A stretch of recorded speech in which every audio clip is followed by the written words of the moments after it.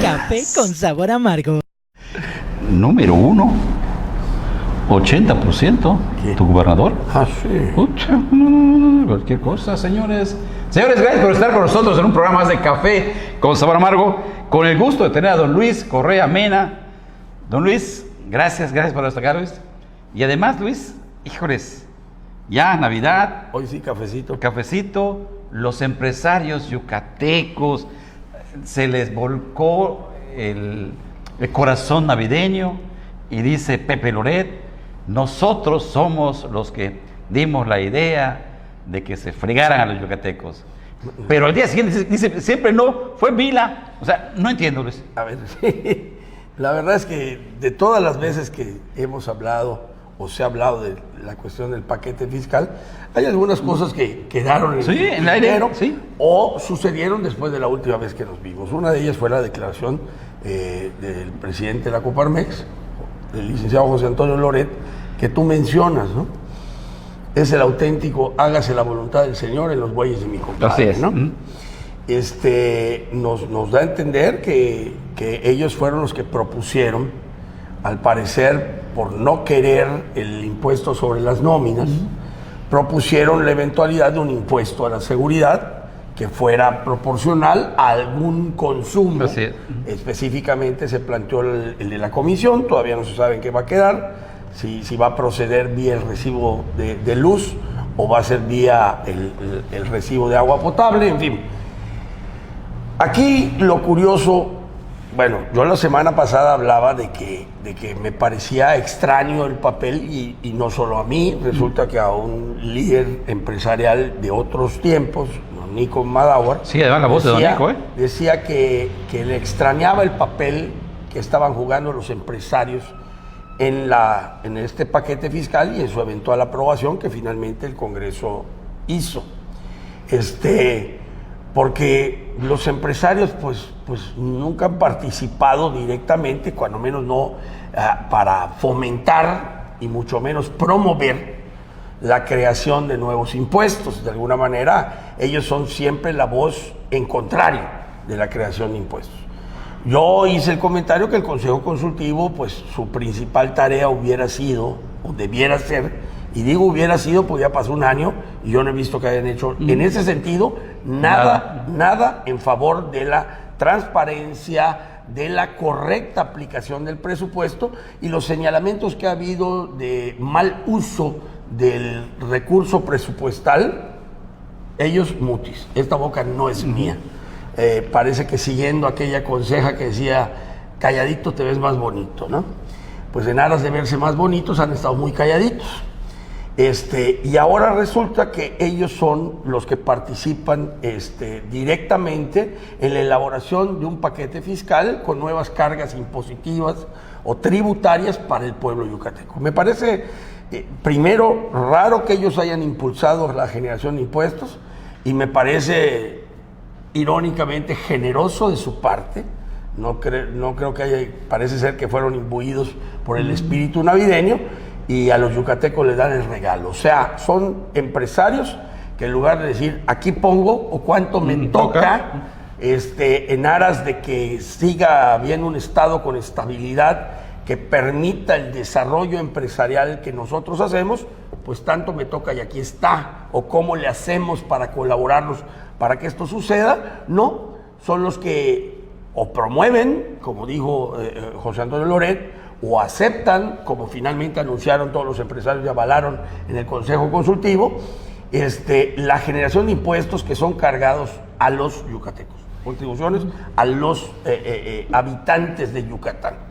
Entonces, bueno, pues está muy fácil decir cuánto hay que poner si de la bolsa que se saca el dinero es la ajena, ¿no? Pero Luis, ¿pero por qué te contradices el día siguiente y al día siguiente dices, siempre no fui yo? O sea, se lo regañaron, o sea, ¿qué pasó? Yo creo que hay un juego que a veces no terminan de aprender a jugar, ¿no? hay afirmaciones públicas que tienen implicaciones y a veces uno dice cosas y cuando se trata de la vida pública tiene consecuencias esto. Entonces imagínense, no tienen facultad de iniciativa, los empresarios como tales no tienen en su participación en el Consejo facultades para proponer impuestos. Entonces tú decir que nosotros propusimos los impuestos, pues ¿dónde deja la facultad del Ejecutivo de la presentación de la propuesta del paquete fiscal al Congreso, que es finalmente el que aprueba o desaprueba la propuesta presentada por el Ejecutivo del Estado, ¿no? Entonces, en el lenguaje a veces uno cree que está conversando nada más y no tiene consecuencias lo que se dice. Eso se ve constantemente en la vida pública. Uno de los episodios más significativos de los últimos tiempos fue a nivel nacional, cuando la detención de Ovidio Guzmán, el hijo del Chapo Guzmán, cuando de repente dicen, sí, yo di la instrucción, y después se da cuenta el presidente, que no. Sus asesores inmediatamente, ya me imagino a Julio Scherer, el de Consejería Jurídica de la Presidencia, debe decir el presidente, usted no puede decir eso, porque usted está incurriendo en delitos y va a tener un proceso penal o pudiera estar sujeto a proceso penal. Entonces se desdijo o simple y sencillamente desaparecieron la afirmación que él había dado instrucciones de que lo liberaran para salvar vidas. Entonces, por un lado lo presentan como el superhéroe que salva vidas y después se retractan de lo que dijeron porque tenía implicaciones jurídicas. Bueno, pues me parece que también algo de eso debe haber. La verdad es que no he platicado con ninguno de los actores, pero sí lo primero que me llamó la atención es que ellos afirmaran, a través de José Antonio Loret, que ellos propusieron los impuestos, ¿no? Entonces, bueno, ya no solo avalaron el que el gobernador Vila pueda tener más recursos y por el lado de sacárselo del bolsillo a los yucatecos, en lugar de reclamarlos, porque sigue sosteniendo que le quitaron 3.800 millones, aunque muchos hemos sostenido que no hay nada, que eso no es cierto. Presupuestalmente no hay ningún descuento, es más, hay un alza del presupuesto por 1.179 millones de pesos, pero en fin, si él sigue sosteniendo eso, yo no veo al gobernador reclamando recursos. Y ya que estamos hablando no veo al gobernador hacia la federación, hay un actor en este proceso que Gerardo de alguna manera hemos omitido y que él ha hecho incluso esfuerzo por sacar la manita y decir aquí estoy, que es el senador Raúl Paz. Oye, eso te voy a decir, vive Raúl. Si yo sabía que yo creí que sean dos senadores, hay 3 senadores de Yucatán. Pues en mala hora nos mostró que vive. Y te voy a decir por qué. Él nos dice, o sea, esa es su aparición en aras de defender el paquete fiscal con quien hizo pacto desde hace rato, que llevó a Vila primero de candidato a la alcaldía y luego a la gubernatura, por defender el paquete de su amigo Mauricio Vila, nos dice que resulta que el paquete está correcto porque obedece a las recomendaciones de las autoridades hacendarias de este país. Wow. Y entonces digo, caray, ahora resulta que mi senador, independientemente que haya votado o no, y ahorita voy a decir por qué digo mi senador, le quiere hacer más caso a las autoridades hacendarias federales que a los intereses de los yucatecos. Y esto, ¿por qué insisto en decirlo así de clarito? Porque este es el segundo episodio, curiosamente en el segundo presupuesto presentado por el gobierno de Mauricio Vila, que sucede algo parecido. Hace un año, yo estoy casi seguro que pocos nos acordamos de eso, pero hace un año, cuando se iba a aprobar el presupuesto del gobierno del Estado en el Congreso del Estado, los diputados de Morena votaron a favor. Sí, así es. Y enseguida, la pregunta que a mí se me hizo en una entrevista, que cómo era posible que los diputados de Morena hubieran votado a favor, yo dije, se me hace totalmente lógico. ¿Y por qué se te hace lógico? Me preguntó. Es muy fácil. Es ver qué declaró la presidenta nacional de Morena. La presidenta nacional de Morena hace un año, más o menos para estas fechas, tirando a finales de noviembre, declaró: los gobernadores de los estados, que es Jacob Polemski, los gobernadores de los estados tendrán que aprender a cobrar, es cierto, porque no les vamos a dar del presupuesto federal. Entonces pareciera ser, pues, que está muy en sintonía Raúl Paz, mi senador, con lo que a Morena le interesa y que hacen como política gubernamental desde el gobierno federal. Parece ser que le interesa más, o al menos cree que es su deber, hacerle caso a Jacob Polemski y a las autoridades fiscales federales. Me regreso al porqué de mi senador. Creo que Raúl Paz, en esa manera de actuar, desconoce, o al menos soslaya, o al menos hace de lado, la razón fundamental del puesto que ocupa. ¿A qué me refiero con esto, Gerardo? No es tan difícil de entender. Los senadores de los estados, los senadores son representantes de sus estados. De sus estados, sí. Por eso originalmente incluso eran 64. Es lo que se llama la representación paritaria. Es decir, que independientemente del tamaño territorial o de la economía del Estado Unido Mexicano, hubiera una representación estatal a nivel nacional. O sea, los senadores son de cada estado, a diferencia de los diputados, que todos les dicen, es diputado del distrito 3 o del 4. No se revuelvan. Cuando ya son electos los diputados, sean plurinominales o sean de mayoría relativa por un distrito, ya son diputados de la República. Así es, de la República. Ya son diputados de la República. Ya no tienen un territorio al que están representando. ¿Qué pasa? Que tratan de mantener la relación con su distrito para que no haya ese reclamo histórico de que nunca regresaste, ya no regresaste, abandonaste. etcétera. Pero ya no hay una representación distrital, no hay una representación territorial, muy diferente en el caso de los senadores. Los senadores deben representar a su estado, los intereses de su estado, el querer y el sentir de los habitantes de su estado. Por eso digo, aún no habiendo votado por él, mi senador Raúl Paz.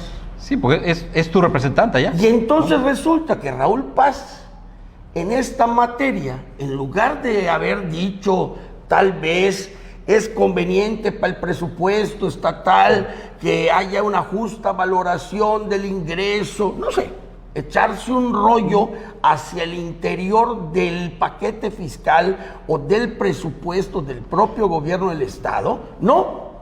Lo único que se le ocurrió es lo único que no se le debió haber ocurrido. Represento los intereses del gobierno federal. Así es. Hago caso a lo que el gobierno federal dice, en lugar de representar el interés del Estado de Yucatán. Entonces creo que Raúl pues desconoce incluso la razón de ser del puesto que ocupa. Es senador de Yucatán. Y bueno, pues es triste que eso haya hecho, ¿no? O sea, por eso decía yo, mi senador en mala hora dijo, aquí estoy, en aras de congraciarse una vez más. ¿Y dónde está Montana? Con Vila. Y bueno, pero Luis, así serán las cosas. Pero además, Luis, es interesante porque incluso con esta situación que ha pasado, Vila está cerrando un año en Yucatán, cada vez más desprestigiado, aunque las encuestas lo van a poner el número 1 del mundo mundial, pero y el más popular, Pero la gente, haber tenido, incluso yo no tengo recuerdo que en diciembre algún gobernador le haya hecho un plantón y diciéndole que está mal. Es la primera vez en la historia de Yucatán que pasa eso. O sea, Mira, como sea. yo creo que se están dando dos planos en la realidad de Yucatán en esta materia. Cuando tú hablas de una aprobación en encuestas, cuando vemos las notas periodísticas, cada día constatamos que más directamente se controla lo que se publica desde el Palacio de Gobierno, en la mayor parte de los medios de comunicación, ya no digamos en los portales, que muchos de ellos han surgido exprofeso. Sí, para eso, sí. Exprofeso, o sea, solo para eso, para eso. Yo digo que cuando menos hay dos planos. Uno, el de la comunicación formal, el de el medio convencional, tradicional, el boletín que se multiplica, la encuesta, etcétera, etcétera, y la conversación. O sea, el que dice el ciudadano es la realidad del plantón, es la realidad del señalamiento, es la realidad de la factura que no se aclara, es la realidad del suicida que se acusa que fue asesinato, es la realidad del pescador que dice no llegaron los apoyos que dicen, es la realidad del mosquito que no se fumiga y se compra un químico barato, diferente, barato a precios caros. Entonces hay una realidad que se comenta, que está en boca de cada vez más gente. Y entonces cuando yo te digo, ellos le apuestan a que 1 millón de gente sobre la que se comunica o a la que se le comunica, ellos apuestan que 995 la van a creer, ¿no? Y resulta que esos 5 que no la creyeron, esos 5,000, por poner una cifra, por poner un ejemplo para explicarlo, esos 5,000 están conversando cada vez con más gente. Y ese millón de gentes a las que le llega el boletín oficial, a las que le llegan las encuestas que va en número 1, a las que le llegan los anuncios espectaculares sin sustento, que son refritos, etcétera, etcétera, resulta que bajando a la realidad, bajando a la conversación, híjole, cada vez son mayores, esos 5,000 se han convertido tal vez en 50,000, en 100,000, y cada vez van corroyendo la credibilidad ficticia que construyen a partir de los sobrecitos. Entonces, nos estamos enfrentando a una realidad muy deteriorada en muy poco tiempo.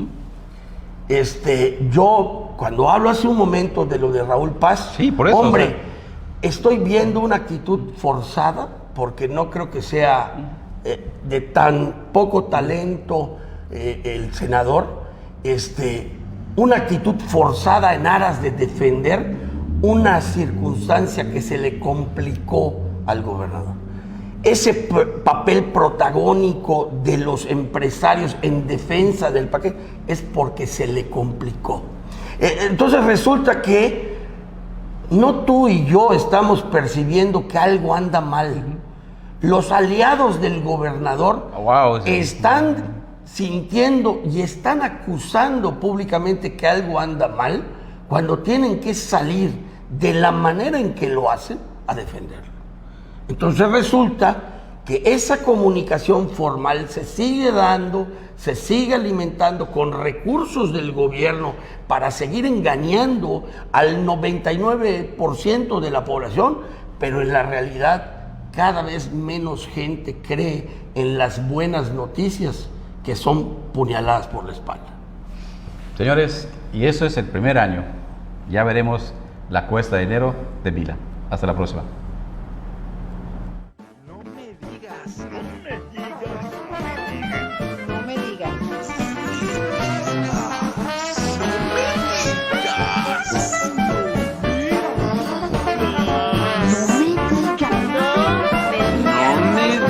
Café con sabor amargo.